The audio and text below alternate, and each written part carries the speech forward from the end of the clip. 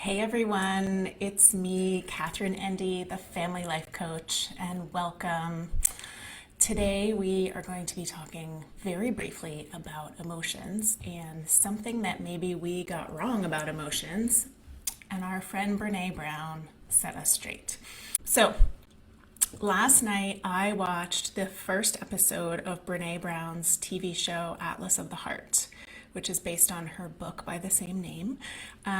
If you don't know the work of Brene Brown, I don't know what to say to you, but if you don't know the work of Brene Brown, she's a shame and vulnerability researcher. I actually had the pleasure of meeting her very briefly before a talk, probably about 8 years ago. She was giving a talk in New Hampshire, and we happened to run into her before the talk, which was super cool.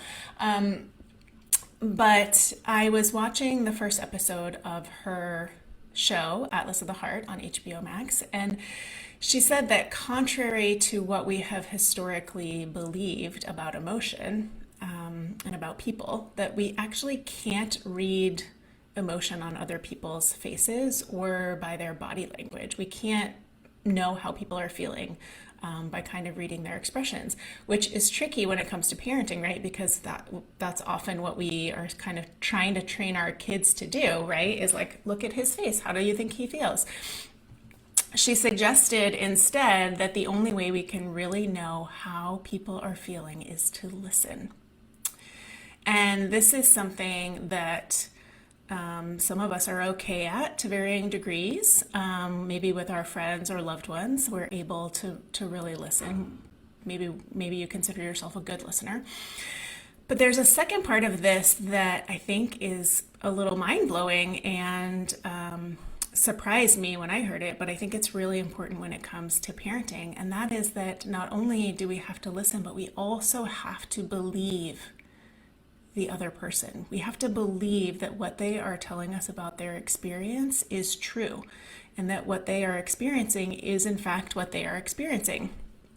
So of course I immediately thought of parenting because I know that we think we're really good at listening to our kids, but sometimes we don't take them very seriously. Sometimes when they're having a big emotion about something that seems small, we don't necessarily take it seriously. And if we want to know our kids, if we want to truly know them for who they are, it's important that we help them to cultivate language to be able to describe how they're feeling. And even if your child is very young and they tell you that something hurts or that they're feeling sad or that they're frustrated, it's important that you believe them.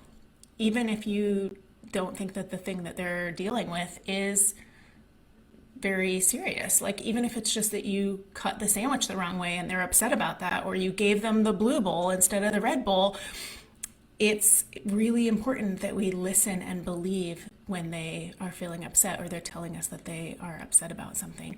So many of you have heard me talk about my relationship with my own teenage daughter and how blown away I am that she sometimes comes to me when she's looking for emotional support.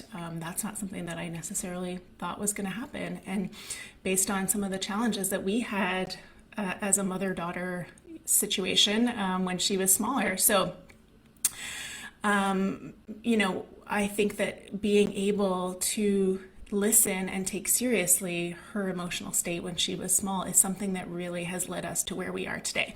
So I'm not suggesting that I got it right 100% of the time when she was little. In fact, probably only about 30% of the time, if I'm honest. But I did listen and I did try to understand, even when her big emotions were completely baffling to me. I really tried to understand what it was she was experiencing. So my challenge to you this week is to just listen. Just listen to your children.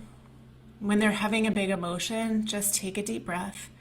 Sit down on the floor if you have to, whatever you have to do to lower your own anxiety or your own stress.